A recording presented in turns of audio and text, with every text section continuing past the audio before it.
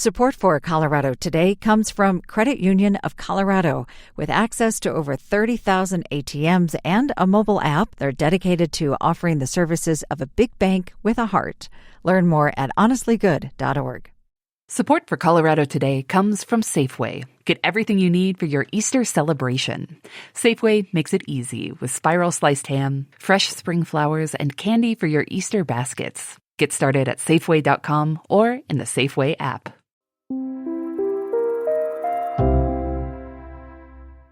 Hey, right as we're wrapping up today's episode, we got reports of a measles case in Denver. The state health department says people who were in the Denver Health Emergency Department this past Sunday from 10 a.m. to 5 p.m. may have been exposed.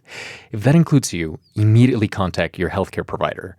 Measles is highly contagious and often severe, but it is a preventable disease. This is a developing story. For the most up-to-date coverage, check out the link in our show notes. I'm Arlo Perez Esquivel.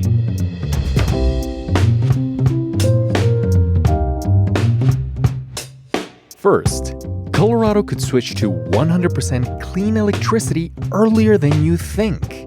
But a big coalition of groups doesn't want to debate this policy with so little time left in the legislative session. Then, a verdict for a driver who cost a cyclist his life. Plus, it's settled. Colorado Springs is getting a new tallest building. But the controversy is far from over. I keep asking myself, what is really behind this desire to forever change our skyline? And the only answer I can come up with is pure greed. It's Tuesday, April 8th. Here's the news in Colorado today.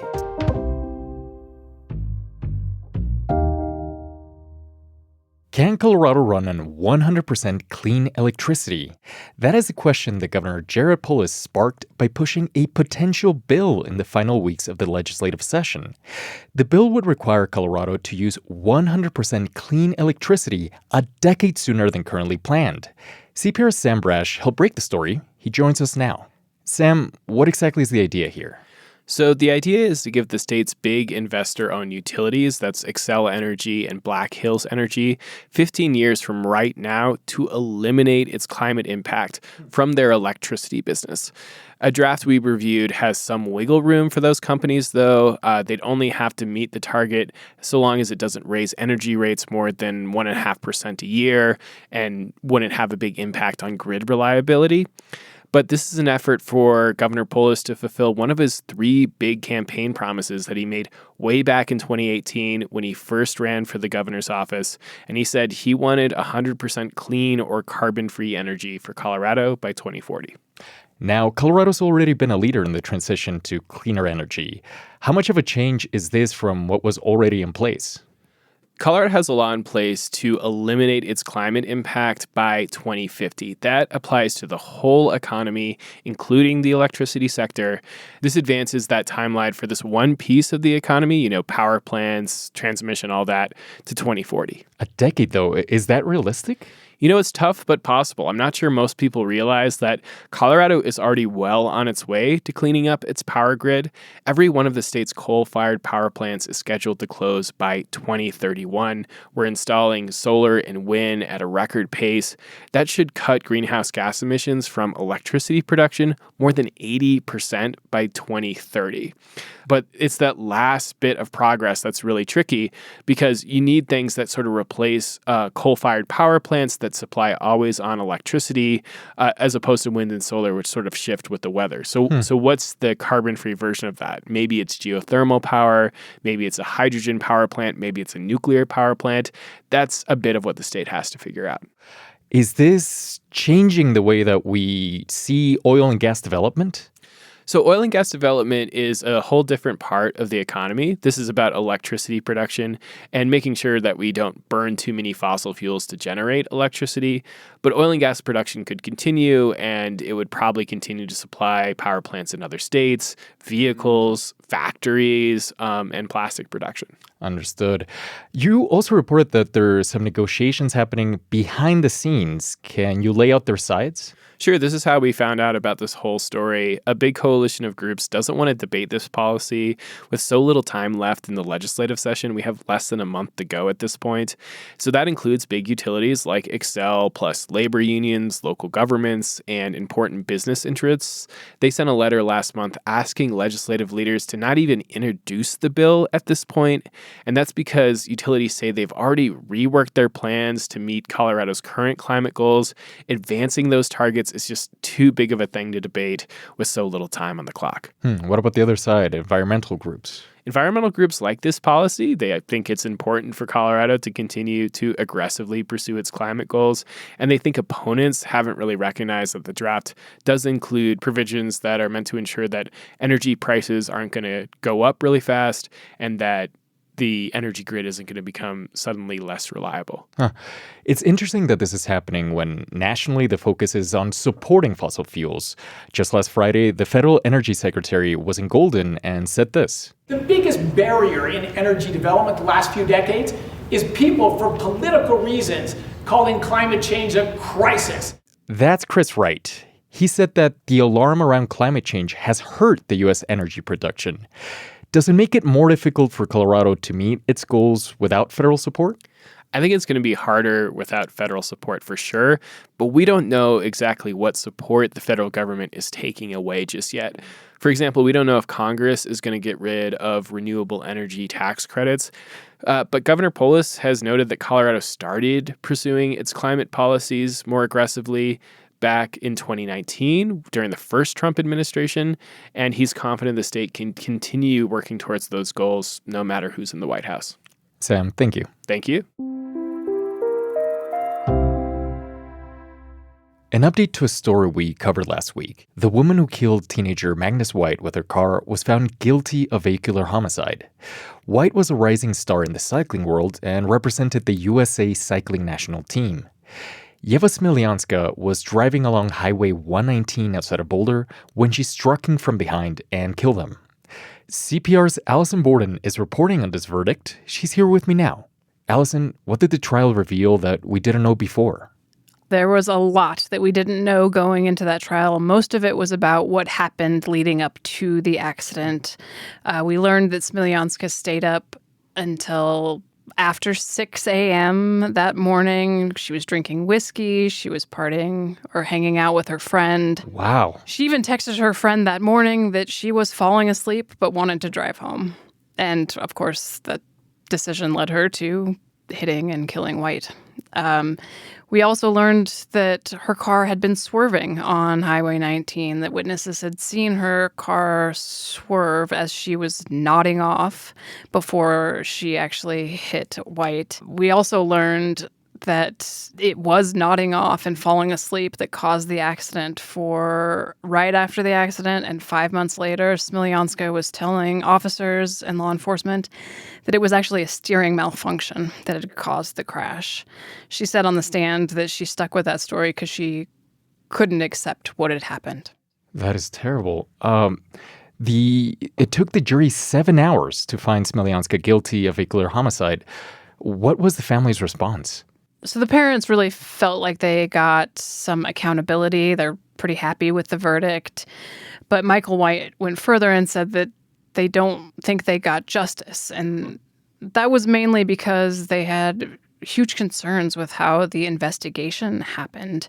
You know, at the scene, officers testified that she didn't seem intoxicated.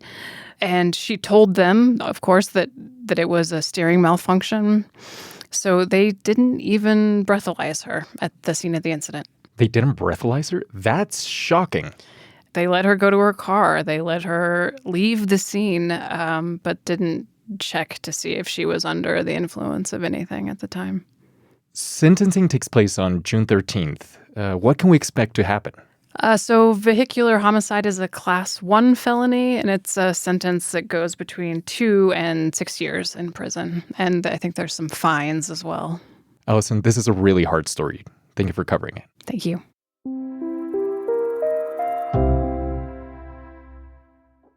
construction will begin on the tallest building for Colorado Springs. That was made official yesterday after a vote by the Colorado Springs City Council. Residents and city leaders have been split over whether the height of the building would elevate the city skyline or overshadow its character. CPR's Dan Boyce is here to break down the controversy for us. The one villa is tall. It's about 300 feet, but it's also only 50 feet taller than the next tallest building in town. That's about a school bus worth of length for all of us who can't picture it.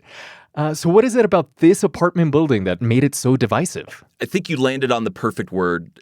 It's all about the character of the city. When you think about the Colorado Springs skyline, it has been relatively static for decades. The previous tallest building in the city, the 250-foot tall Wells Fargo Tower, was completed in 1990. And then the last time that the city even had a building above 10 stories was the 13-story Rockies building that was completed in 2001. So the city has gotten used to the look of the skyline as it exists now, beneath the majesty of Pikes Peak, and many people want to keep it that way. But then on the other side, folks are saying, hey, look, we need to bring Colorado Springs into the modern age. And so therefore, they're putting forward this very modern-looking glass apartment structure like you would see in Denver, say. Here's Jonna Reeder-Claymire. She's with the Colorado Springs Chamber of Commerce. She says as the city is trying to attract young professionals to come live in the city, that often what they're looking for these days is less about owning a home with a lawn and the white picket fence and all that. And what they want is to live in these cool, modern apartment buildings with high-end amenities. It is about the work, live, and play. They want a walkable neighborhood where they can go to the dry cleaners and go to the grocery store and walk to work or bike to work. A nightlife is also important. Well, then, now that the vote is done, does it open the door to future projects just like this one? There are height limits across almost the entirety of Colorado Springs, except for this relatively small area downtown. It's less than 1/2 of 1 square mile. So in that relatively small area downtown, there are no height limits. And the argument is that perhaps other developers have just been waiting for somebody to pull the trigger and build a taller building like this, and then the floodgates will open and more of those buildings will be built. One of the residents who spoke out against it, Lisa Bigelow, she says concerned citizens like her, they're not anti-growth, they just don't want to dramatically change the skyline. We currently don't look like the same old city after city with, in my opinion, unattractive, modern, and iconic skyscrapers. I keep asking myself, what is really behind this desire to forever change our skyline? And the only answer I can come up with is pure greed, masked in the word vibrancy. This is happening as Colorado Springs is facing mounting pressure to address the rising cost of housing. Many people see apartment buildings like this one as a solution. Is that part of the discussion? Not as directly as you might think, because there's no question that this apartment tower, these are luxury apartments. The argument has been, though, if you're building more of these higher-end apartment units, and thousands have been built in multiple apartment complexes downtown in the last couple of years, that existing apartments go down or they become more affordable. And there is some evidence that that is working. Dan, thank you so much.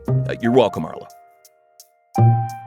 Additional reporting for today's show came from CPR's Megan Verlee and Ishan Thakur.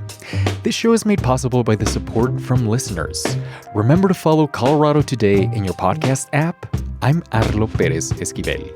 Thank you for listening. This is CPR News.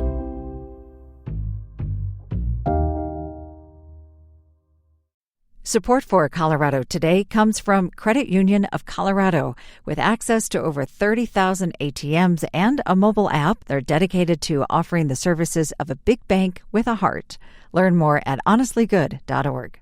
Support for Colorado Today comes from Safeway. Get everything you need for your Easter celebration. Safeway makes it easy with spiral sliced ham, fresh spring flowers, and candy for your Easter baskets. Get started at Safeway.com or in the Safeway app.